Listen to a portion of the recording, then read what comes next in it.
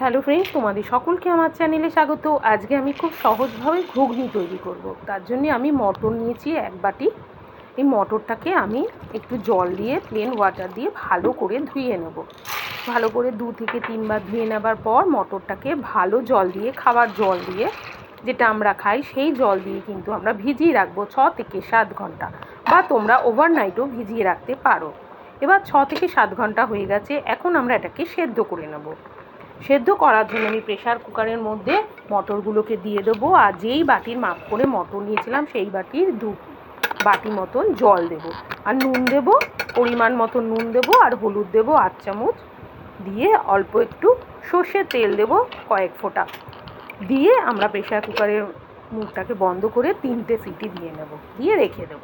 এবার একটা কড়াই নিয়েছি, কড়াইয়ের মধ্যে আমি সর্ষের তেল দেব 2 থেকে 3 চামচ। সর্ষের তেল দেওয়ার পরে এখানে দেবো শুকনো লঙ্কা আর একটা তেজপাতা। এবার আমরা আলু দেবো এই ঘুগনির মধ্যে। তার জন্য আমরা একটা আলুকে ছোটো করে টুকরো করে রেখেছিলাম, সেটার মধ্যে নুন দিয়ে হালকা করে এটাকে আমরা ভেজে নেব। আলুটা দেখো ভাজা হয়ে গেছে হালকা করে। এবার আমরা এটাকে তুলে রেখে দেব। আলুটা তুলে নেওয়ার পরে আমরা সেই তেলের মধ্যেই আমরা 3-4টে রসুনকে থেতো করে আমরা দিয়ে দিয়েছি। রসুনের যখন হালকা একটা গন্ধ বেরাবে তখন আমরা একটা মাঝারি সাইজের পেঁয়াজকে কুচি করে দিয়ে দেবো। আমি আজকে পেঁয়াজ দিয়েই ঘুগনিটা তৈরি করছি। তারপর একটু হালকা নাড়াচাড়া করে নেব। হালকা নাড়াচাড়া করে নেওয়ার পর এর মধ্যে আমরা 2টো কাঁচা লঙ্কাকে থেতো করে দিয়ে দিয়েছি, আর তোমরা ইচ্ছা করলে কাঁচা লঙ্কা বাটাও এর মধ্যে অ্যাড করতে পারো। আর 1/2 চামচ মতন আমরা আদা থেতো করা দিয়েছি, তোমরা আদা বাটাও এখানে অ্যাড করতে পারো। তারপর একটা ছোট সাইজের টমেটোকে কুচি করে দিয়ে দিয়েছি। এবার সব একসাথে ভালো করে একটু নাড়াচাড়া করে নেব। এবার এর মধ্যে অ্যাড করে দিয়েছি নুন।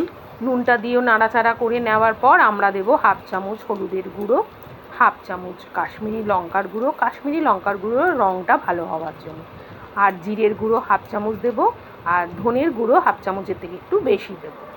দিয়ে ভালো করে মশলাটাকে কষিয়ে নেব। মশলাটা যাতে পুড়ে না যায় তার জন্য গরম জল 2-3 চামচ দেবো, আর মশলাটাকে ভালো করে কিন্তু কষিয়ে নিতে হবে যাতে মশলার কাঁচা গন্ধ না থাকে। মশলাটা দেখো কষে গেছে। এখন আমরা আলুগুলোকে যে ভেজে রেখেছিলাম সেই আলুগুলোকে অ্যাড করে দেবো, দিয়ে আলুগুলোর সাথে মশলা আবার নাড়াচাড়া করে নেব। নাড়াচাড়া করে নেওয়ার পর আগে থেকে যে আমরা মটর সেদ্ধ করে রেখেছিলাম সেই মটরটাকে জল সমেতই কিন্তু আমরা এর মধ্যে অ্যাড করে দেবো।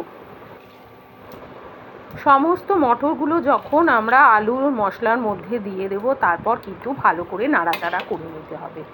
মটর দেওয়ার পরে কিন্তু আমরা আর কোনো জল দেব না। মটরের যে জলটা ছিল সেদ্ধ করা সেটাই আমরা দেবো, কেননা ঘুগনি একটু ঘন ঘন থকথকে হলেই খেতে ভালো লাগে, খুব একটা পাতলা ঘুগনি ভালো লাগে না। এবার আমরা এর মধ্যে পরিমাণ মতন খুবই সামান্য একটু চিনি দিয়ে দেবো। তোমরা চিনি দিতেও পারো, নাও দিতে পারো। দেখো রেডি হয়ে গেছে আজকে ঘুগনি। এই ঘুগনি রেডি হয়ে যাওয়ার পর এর ওপর দিয়ে আমরা ধনে, জিরে, শুকনো লঙ্কা, তেজপাতা একটু ভেজে রেখেছিলাম সেই মশলাটা আমরা ওপর দিয়ে একটু ছড়িয়ে দেবো, তাতে কিন্তু টেস্টটা ভালো হয়। ঘুগনি আমাদের রেডি হয়ে গেছে। এই ঘুগনি কিন্তু খেতে অসাধারণ। ছোটোবেলায় আমরা অনেকেই হয়তো স্কুলের গেটে ঘুগনি খেতাম, মেলায় গিয়ে ঘুগনি খেতাম। এখনও আমরা অনেকেই মেলায় গিয়ে সবার আগে ঘুগনিটাই কিন্তু খাই। এই ঘুগনি খেতে কিন্তু অনেকেরই খুবই ভালো লাগে। তাহলে বাড়িতেই এরকমভাবে ঘুগনি তৈরি করে আমরা খেতে পারি। আর ঘুগনির ওপর দিয়ে একটু পেঁয়াজ ছড়িয়ে দেবো আর একটু লেবু দিয়ে দেবো। তোমাদের কাছে যদি তেঁতুলের চাটনি থাকে সেটাও ওপর দিয়ে দিতে পারো, তাহলে কিন্তু খুবই টেস্টি হয় এই ঘুগনি। আজকের এই চটপটা ঘুগনির ভিডিওটা যদি তোমাদের ভালো লাগে একটা লাইক করো। তোমাদের সাথে আমার দেখা হবে নেক্সট কোনো ভিডিওতে। বাই।